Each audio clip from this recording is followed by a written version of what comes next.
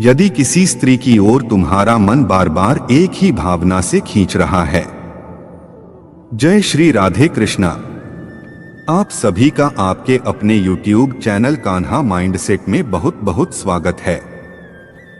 यदि हर बार उसकी छवि आते ही तुम्हारे भीतर कुछ जाग उठता है और बार बार उसके साथ संभोग की तीव्र इच्छा तुम्हारे को घेर लेती है, तो यह केवल वासना नहीं, यह संकेत है कि ब्रह्मांड तुम्हें किसी गहरे रहस्य से जोड़ना चाहता है।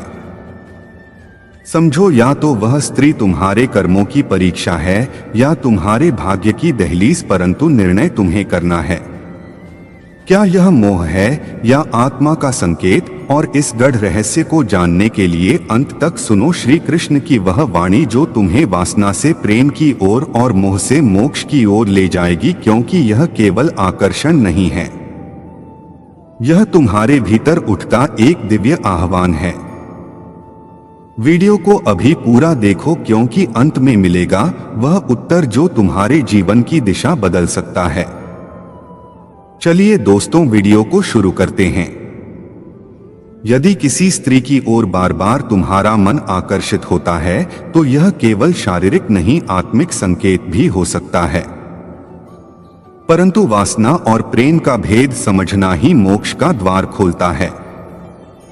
हे अर्जुन, जब मन बार बार किसी स्त्री के रूप, गंध, स्पर्श और संस्पर्श के विचारों में डूबने लगे, जब हृदय उस ओर दौड़ता रहे, जब तुम्हारी रात्रि उसकी छवि से घिर जाए और तुम्हारा दिन उसके स्मरण में खो जाए, तो यह संकेत है कि मन मोह के बंधन में बंध चुका है। किंतु हे मानव, यह जानना आवश्यक है कि वह आकर्षण वासना है या प्रेम। क्या तुम उस स्त्री को भोगना चाहते हो या आत्मा से जुड़ना चाहते हो? क्योंकि श्री कृष्ण कहते हैं, वासना अंधकार है, प्रेम प्रकाश। भाग 1, मन का आकर्षण। पहला संकेत। श्री कृष्ण कहते हैं, हे मानव, जब मन एक ही स्त्री की ओर बार बार दौड़ता है, तब यह जानना तुझ पर निर्भर है कि वह आकर्षण देह का है या आत्मा का। स्त्री के रूप का आकर्षण प्रकृति का नियम है। यह शरीर पंचभूतों से बना है, जिसमें रति और वृत्त दोनों छिपे हैं। यदि मन केवल उसके शरीर को पाने के लिए चंचल है, तो यह वासना है, एक अग्नि जो जला देगी। लेकिन यदि तुम उसकी आंखों में आत्मा का दर्पण देख रहे हो, तो यह प्रेम है जो अमृत देगा। पहचानो, यदि तुम उसे पाने के बाद भी चैन चाहते हो, वह प्रेम है। यदि तुम पाने के बाद ऊब जाओ, वह वासना है। भाग 2, वासना का चक्र, मोह से बंधन। श्री कृष्ण कहते हैं, वासना का स्वभाव है पुनरावृत्ति। वह एक भूख की तरह लौटती है और हर बार अधिक तीव्र होकर आती है। मनुष्य की चेतना जब नीचे गिरती है, तो वासना की डोरी उसे खींचती है। बार बार किसी स्त्री के साथ संभोग की कल्पना करना दरअसल आत्मा की भूख नहीं, मन की गिरावट का चिन्ह है। वासना ऐसी नदी है जिसकी कोई तट रेखा नहीं, जो डुबो दे पर कभी तृप्त ना करे। हे पुरुष, यदि बार बार मन केवल शरीर के संसर्ग की कामना कर रहा है, तो यह आत्मा की पुकार नहीं, बल्कि इंद्रियों की विकृति है। भाग 3, स्त्री केवल देह नहीं, शक्ति है। श्री कृष्ण कहते हैं, हे मानव, तू जिसे स्त्री समझ रहा है, वह केवल देह नहीं, वह स्वयं मेरी माया है। स्त्री के रूप में प्रकृति स्वयं प्रकट होती है। वह मोहिनी भी है, योगिनी भी। यदि तुम उसे केवल एक भोग्या रूप में देखते हो, तो तुम उसकी शक्ति को नहीं, केवल उसकी छाया को देख रहे हो। स्त्री वह है जो सृष्टि को जन्म देती है, जो तुम्हारे मन में बार बार प्रकट हो रही है। वह तुम्हारे कर्मों का प्रतिबिंब भी हो सकती है। यदि उसका स्मरण तुम्हें स्थिर न करके व्याकुल कर रहा है, तो समझो तुम अभी मोह में हो।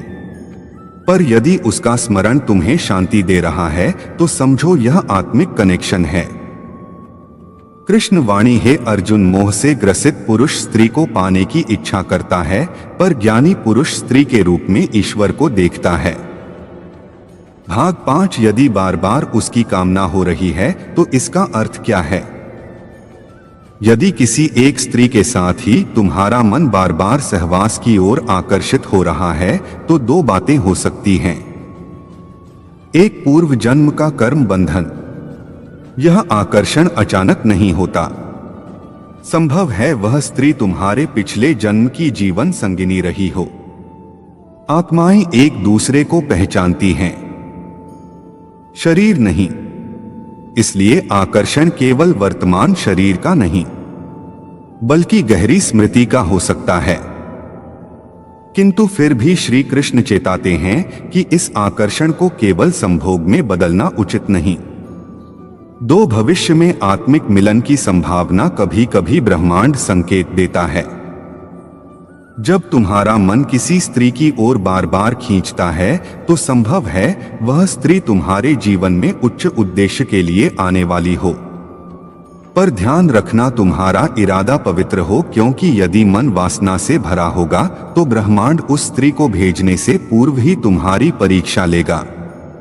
भाग 6 समाधान। कामना को कैसे शुद्ध करें? कृष्ण उपदेश है, मानव काम वही नहीं जो शरीर चाहता है। सच्चा काम वह है जो आत्मा से प्रेम करना सिखाए। यदि तुम्हारे मन में स्त्री के लिए बार बार यौन विचार आ रहे हैं तो निम्न उपाय करो। 1, ध्यान करो। प्रतिदिन उस स्त्री की छवि पर ध्यान लगाओ, किंतु देह पर नहीं, उसकी आत्मा पर। 2, जप करो श्री हरिक्ली कृष्णाय नमः। इस मंत्र से मन की वासना शुद्ध होती है। 3, उसके लिए प्रेम पूर्वक प्रार्थना करो। हे प्रभु, यदि यह स्त्री मेरे जीवन के लिए उचित है तो इसे प्रेम के रूप में मुझे प्रदान करें, अन्यथा मेरे मन को इससे मुक्त करें। भाग 7 निष्कर्ष। श्री कृष्ण का अंतिम संदेश। श्री कृष्ण कहते हैं, हे पुरुष, स्त्री केवल भोग का विषय नहीं, वह प्रेम, करुणा, शक्ति और ऊर्जा का स्रोत है। यदि तू केवल उसकी देह को चाहता है तो यह तेरा पतन है, पर यदि तू उसकी आत्मा से जुड़ना चाहता है तो यह तेरा मोक्ष है। तो हे मानव, यदि किसी स्त्री की ओर तुम्हारा मन बार बार आकर्षित हो रहा है तो यह कोई साधारण बात नहीं। यह या तो तुम्हारी आत्मा की पुकार है या फिर तुम्हारी इंद्रियों की परीक्षा। पर अंतिम निर्णय तुम्हें करना है। तुम उस स्त्री को पाना चाहते हो या उसके माध्यम से स्वयं को पाना चाहते हो। अंतिम 2 पंक्तियां कृष्ण वाणी में वासना में केवल देह जलती है, प्रेम में आत्मा खिलती है। जो स्त्री को ईश्वर की शक्ति मानकर प्रेम करता है वही सच्चा भक्त है। भाग 8 आत्मा की परीक्षा है। यह कामना। कृष्ण कहते हैं, हे प्राणी, जब तुम्हारा मन एक ही स्त्री की ओर दिन रात खींचता है तो यह केवल मोह नहीं, यह तुम्हारे आत्मिक मार्ग की परीक्षा भी है, क्योंकि हर आकर्षण में छुपा होता है एक दर्पण जो तुम्हें स्वयं को दिखाने आया है। तुम्हें यह विचार करना है, क्या उस स्त्री की देह ही तुम्हारा लक्ष्य है या उसके साथ जीवंत साधना और प्रेम की यात्रा? क्योंकि यदि केवल शारीरिक संतुष्टि तुम्हारा उद्देश्य है तो यह भटकाव है, किंतु यदि तुम उसके साथ जीवन की ऊंचाई तक पहुंचने का भाव रखते हो तो यह एक पवित्र आकर्षण है जिसे तपस्या में बदल देना चाहिए। भाग 9 क्या वह स्त्री भी तुम्हें महसूस करती है? कृष्ण की दृष्टि से कोई भी आकर्षण एक तरफ नहीं होता। यदि मन प्राण से तुम किसी को सोचते हो तो उस सोच की तरंगे उस स्त्री तक अवश्य पहुंचती हैं। यदि वह स्त्री भी बार बार तुम्हारे स्वप्नों में आती है, तुम्हारी भावनाओं को बिना कहे जान लेती है या दूर होकर भी पास लगती है, तो यह संबंध केवल इस जन्म का नहीं बल्कि आत्मिक बंधन है। किंतु फिर भी तुम्हारा पहला धर्म है उस स्त्री का सम्मान, क्योंकि बिना उसकी सहमति के कोई संबंध पवित्र नहीं होता। भाग 10 ब्रह्मचर्य का रहस्य। इच्छाओं को शक्ति में बदलना। कृष्ण उपदेश है, मानव, यदि तुम्हारा मन एक स्त्री की ओर खींच रहा है तो उस ऊर्जा को संयम से तप में बदलो। वासना की ऊर्जा ही है जो जब संयम से जलाई जाती है तो ध्यान, साधना, विद्या और आत्मिक शक्ति बन जाती है। तुम्हारे भीतर जो इच्छा जन्मी है वह दुर्बलता नहीं, वह तुम्हारी अग्नि है। अब यह तुम पर है कि उस अग्नि को भस्म बनाते हो या भाग 11 वह स्त्री तुम्हारी भाग्य रेखा में है या नहीं। श्री कृष्ण कहते हैं कोई भी आत्मा जीवन में ऐसे ही नहीं आती। वह या तो तुम्हें कुछ सिखाने आई है या तुम्हारे साथ कुछ बनाने। यदि वह स्त्री बार बार तुम्हारे मन में, ध्यान में, विचारों में और शरीर की इच्छा में आती है तो उसे जानो, समझो और उसके प्रति भाव रखो, लेकिन कभी भी उसे केवल कामना की वस्तु मत बनाओ। यदि वह तुम्हारे भाग्य की रेखा है तो समय उसे अवश्य तुम्हारे जीवन में लाएगा, और यदि नहीं है तो उसे छोड़ना ही तुम्हारी अगली परीक्षा है। भाग 12 श्री कृष्ण का अंतिम मार्गदर्शन। प्रेम करो पर आध्यात्मिक दृष्टि से कृष्ण वाणी में है पुरुष स्त्री केवल शरीर नहीं, वह ब्रह्मांड की आधी चेतना है। यदि तुम उसे प्रेम करते हो तो उसका सम्मान करो, उसकी भावनाओं को जानो, उसकी आत्मा से संवाद करो, क्योंकि जब प्रेम आत्मा से होता है तो वह जन्मों तक साथ चलता है, और जब केवल देह से होता है तो मिलन के बाद बिखर जाता है। उपसंहार तो है मानव, यदि किसी स्त्री के लिए तुम्हारा मन बार बार शारीरिक रूप से आकर्षित हो रहा है तो यह कोई अपराध नहीं, परंतु यह तुम्हारा पहला जागरूक होने का अवसर है। यह समझने का समय है कि तुम उस स्त्री को क्या मानते हो।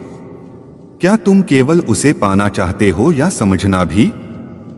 क्योंकि कृष्ण कहते हैं जिस दिन मन मोह से मुक्त होकर आत्मा से प्रेम करना सीख जाए उसी दिन उसका सच्चा जन्म होता है। अंतिम श्री कृष्ण वाणी की पंक्तियां हैं, अर्जुन जो पुरुष स्त्री में केवल देह देखे वह संसार में भटकेगा, पर जो पुरुष स्त्री में ईश्वर का अंश देखे वही आत्मा के परम लक्ष्य तक पहुंचेगा। प्रेम करो लेकिन मोह से नहीं, कामना करो लेकिन आत्मा को पहचान कर, स्त्री को चाहो लेकिन उसके भीतर की देवी को नमस्कार करके। आपको वीडियो कैसी लगी कमेंट करके जरूर बताएं, और अच्छी वीडियो सुनने के लिए कान्हा माइंडसेट चैनल को सब्सक्राइब करें।